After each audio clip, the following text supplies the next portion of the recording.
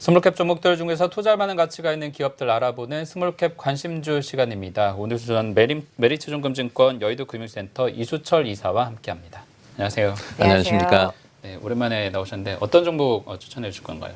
연초에도 한번 설명을 해드렸는데 요즘 시장이 많이 어려워졌습니다. 그래서 이제 보유하고 계신 분들의 입장에서는 새롭게 좀 업데이트가 필요할 것 같아서 그래서 그 인더스트리 4.0 4차 산업혁명과 관련돼서 포스코 ICT를 설명해드리고자 합니다. 네, 포스코 ICT 연초에도 좀 말씀을 해주셨지만 좀 더 자세하게 이제 또 업데이트된 내용들도 있을 것 같아요. 네네. 어떤 기업인지 좀 더 자세하게 설명 좀 해주시죠. 네, 포스코 ICT는 1989년도 이제 포스데이터로 설립이 되었습니다. 그래서 이제 2000년도에 코스닥 시장에 상장이 되었고, 그리고 2010년도에 설비 자동화 기업인 포스콘하고 합병을 하였습니다. 그래서 국내 기업 중에서는 스마트 팩토리 분야에서 최고의 기술력과 수주 기록을 보유하고 있는 기업입니다. 전체 매출을 놓고 봤을 때 IT 서비스와 관련된 매출이 약 48% 정도를 차지하고 있고요. 그리고 이제 설계 시공과 관련된 엔지니어링 부분이 46%, 그리고 이제 상품하고 통신이 5%, 기타가 약 1% 정도 차지하고 있는데요. 이 포스코 ICT가 강점을 보이고 있는 이 스마트 팩토리라는 것을 저희가 좀 이해를 해야 될 것 같은데요. 그 산업 제조 현장에서 이런 산업용 IoT를 적용을 해서 모든 설비와 기계들의 공정을 한눈에 모니터링하고 제어하는 것을 갖다 스마트 팩토리라고 합니다. 그래서 이런 스마트 팩토리를 구현하게 되면은 생산 공정이나 조달, 물류, 서비스까지 통합 관리를 하게 되는 간편한 시스템으로 되게 되면서 산업 효율이 상당히 좋아지게 되죠. 그래서 이러한 컨설팅에서 시스템 구축, 아웃소싱까지 통합 관리하는 일반 서비스를 제공하고 있는 기업입니다. 그래서 사물 인터넷이나 사이버 물리 시스템, 센서, 빅데이터 등의 제반 기술을 활용해서 4차 산업혁명이 벌어지고 있는 산업 현장에서 관심 있게 봐야 될 기업이다라고 개괄적으로 설명을 드리고요.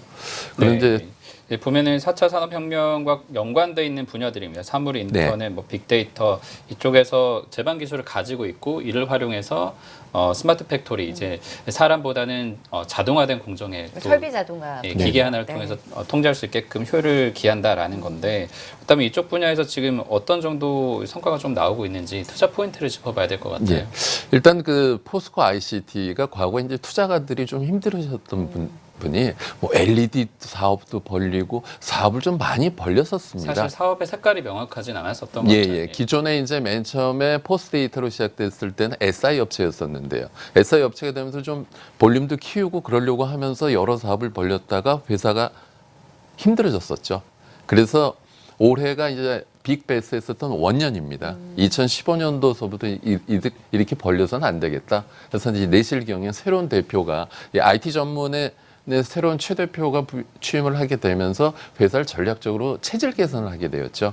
그래서 이제 부실 사업을 그러니까 포니텍을 매각한다거나 포스코 LED 부실을 다 반영을 해서 연초에 솔직하게 이실직고를 한 거죠. 빅베스라고 하는데요. 그렇기 때문에 이제 연초 실적 바닥을 중심으로 해서 이제는 완전히 회사가 터닝을 하고 있는 국면입니다. 그래서 지금 그러면 어떤 사업을 여기하고 있느냐? 기존의 SI 사업 이외에도 이제 전기차 시장에서 선도적인 지위를 갖고 있습니다. 국내 1호의 전기차 충전 인프라를 갖고 있는데요. 뭐 충전기나 멤버십, 종합 관제 시스템, 어플리케이션을 보유하고 있기 때문에 지금 이제 BMW나 현대차, 그리고 이제 GM하고 손을 잡고 전기차 관련된 충전 서비스를 하고 있고요. 또 요즘 보면 새로운 뉴스 중에 중국 세계 1위 업체죠. 바이두, BYD가 우리나라에 진출을 한다라고 합니다. 이 진출하는 이것을 갖다 수입하는 수입 업체가 포스코 ICT 협력사이기 때문에 BYD 제품이 들어오게 됨으로써 충전과 관련된 또 수요가 늘어날 것으로 기대되어지고 있고요. BYD의 차량과 충전 인프라를 다 갖추게 되는 건가요? 차량을 이제 포스코 ICT의 협력사가 수입을 해서 국내에서 유통이 되면 그것을 갖다 충전을 해야 되지 않습니까? 네. 그렇기 때문에 포스코 ICT의 충전 설비에 대한 수요가 증가를 하게 되는 것이죠. 그리고 이제 뭐 아시는 분들 아시겠지만 이미 전기차 관련돼서는 제주도가 많이 활성화가 되어지고 있습니다. 특히 이제 택시 같은 경우 2014년도서부터 전기차가 택시로 많이 활용이 되어지고 있는데 포스코 ICT 같은 경우는 제주도의 택시 충전 서비스도 하고 있고요. 이렇게 제주도가 하다 보니까 또 지자체 중에 다른 데도 좀 우리도 못할 게 무엇이겠느냐라는 관점에서 경상북도가 또 전기차 사업에 뛰어들게 됩니다. 그래서 이제 그냥 그 경상북도 어디보다도 좀 인지도가 키울 수 있는 울릉도, 친환경, 천혜. 그래서 이게 울릉도에 영국에서 이미 상용화가 되어 있었던 무인 전기 자동차, 자율주행 자동차를 갖다가 도입을 하게 됩니다. 이것과 관련돼서 포스코 ICT가 또 새로운 일거리가 생기게 되면서 이 전기차 관련 시장에서의 성장성이 기대되어지고 있고요. 또 다른 이제 사업 부분으로 이제 그러면은 포스코 ICT가 어떻게 이렇게 좀 회사가 좋아질 수 있겠느냐라고 했을 때 사실 그 모기업인 포스코와 이를 통해서 그동안 스마트 팩토리에 관련된 노하우가 많이 축적이 되었죠. 포스코 같은 경우는 이제 포스코에 이제 전기 사무량이 많기 때문에 이 전기 전력 단가를 절감하는 노하우를 통해서 스마트 에너지 기술하고 속매점 및 충전 기술을 습득을 하게 되었고요.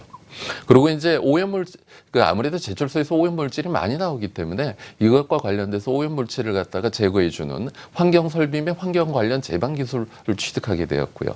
그리고 여태까지 쭉 이렇게 오랜 시간 동안 이를 영위하게 되면서 축적된 빅데이터를 통해서 클라우드 컴퓨팅 기술이 결합되면서 소프트 파워가 상당히 증대가 되어지고 있습니다.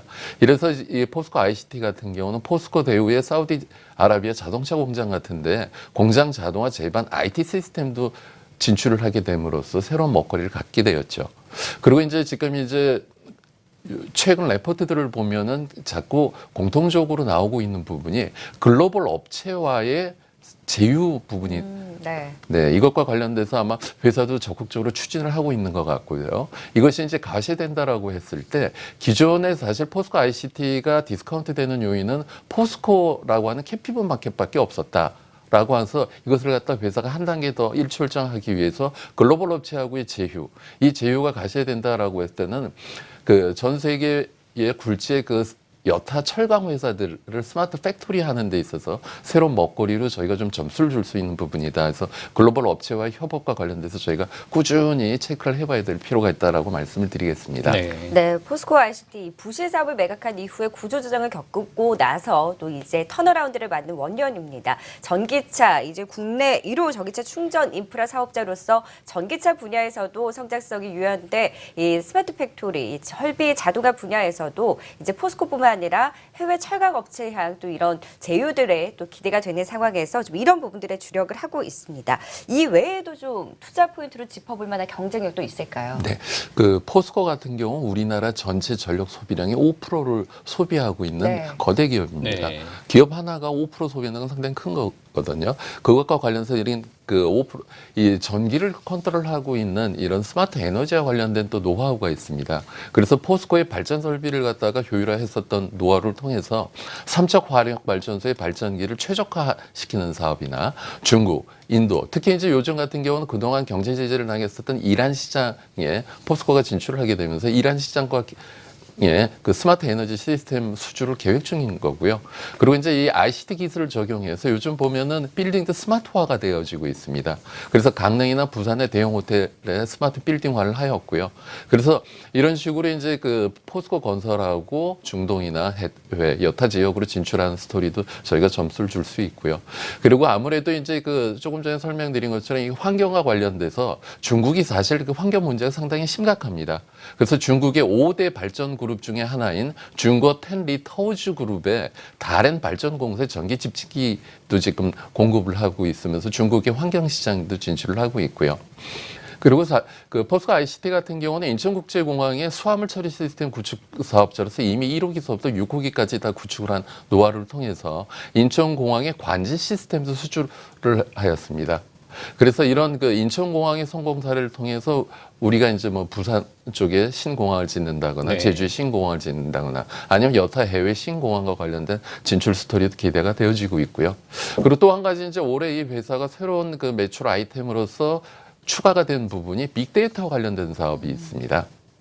지금 AWS라고 해서 아마존 웹 서비스가 전 세계적으로 상당히 많은 호응을 보여주고 있습니다. 그래서 이 AWS의 국내 사업자로서 손을 잡게 되면서 2017년도서부터 뭐 연매출 1,000억 정도의 본격적인 매출 성장에 기여가 될 수 있는 이런 그 빅데이터 사업, 그리고 환경 사업, 에너지 사업, 그리고 이제 글로벌 업체를 통한 스마트 팩토리 해외 진출, 이런 성장 스토리를 통해서 그동안의 포스코의 캡티브 마켓 비즈니스의 성장의 한계를 느꼈었던 것을 갖다 본격적으로 성장할 수 있는 원년이 아마 2017년이 되지 않을까라고 설명드리겠습니다. 네, 그동안에 포스코라는 기업에 의존을 해서 성장을 해왔다면 앞으로 스마트 팩토리라던가 에너지 또 빅데이터 사업까지 다른 글로벌 기업하고 협업을 더 확대를 한다 이런 네네. 측면에서 기대할 만하다라는 거잖아요. 실제로 스마트 에너지 분야 같은 경우에는 또 협력이 더 기대가 되는 부분이 있는 것 같은데 그렇다면 가격 전략을 조금 짜봐야 될 것 같아요. 사실 기대감 때문에 연초만 해도 상당히 주가가 올랐다가 요즘에 워낙 또 코스닥 시장도 부진하고 이렇게 전반적으로 투자 심리가 위축돼 있다 보니까 영향도 있겠지만 네네. 좀 주가 전반적으로 하락한 상태잖아요. 네네. 어떻게 좀 한번 실적 면에서 대응하는 게 또 좋을까요? 좋아질 기업이 저렴해졌다라고 하면 박앤세일이라고 설명을 드리고 싶습니다. 네. 그래서 최근 보면은 수급을 놓고 볼 때 주가는 약세권 시장이 어렵기 때문에 흘러내리고 있는데 기관의 순매수가 연속적으로 보여지고 있는 부분은 긍정적으로 보여지고 있고요. 예. 특히 이제 사실 이 회사가 시가총액이 8천억 원이기 때문에 일반 개인 투자가들보다는 내년에 좋아질 기업을 찾게 되는 기관 투자가 입장에서는 딱 맞는 안성형 기업이 아닌가 생각이 되어지고 있고요. 그래서 매매 대응 전략은 현재가 매수는 큰 무리가 없다 말씀드리고 싶고 단기적으로 일단 목표가는 심리적인 저항이 될 수 있는 7,000원 제시해드리고요. 손절가는 종가 기준으로 5,000원 제시해드리겠습니다. 네, 제4차 산업혁명 관련해서 전기차, 스마트 팩토리, 에너지 분야까지 해외 업체와의 협업도 기대되는 상황에서 이 성장성이 유효하다라는 말씀 주셨고요. 최근 들어서 기관의 수급이 또 탄탄하게 유입되고 있는 포스코 ICT에 대해서 또 지금 가격 전략, 또 지금 가격에서도 좀 매수 가능하다라는 또 전략까지 세워주셨습니다. 네, 스몰캡 관심주 여기서 마무리 짓도록 하겠습니다. 지금까지 메리츠 종금증권 여의도 금융센터 이수철 이사와 함께했습니다. 오늘 말씀 고맙습니다. 감사합니다.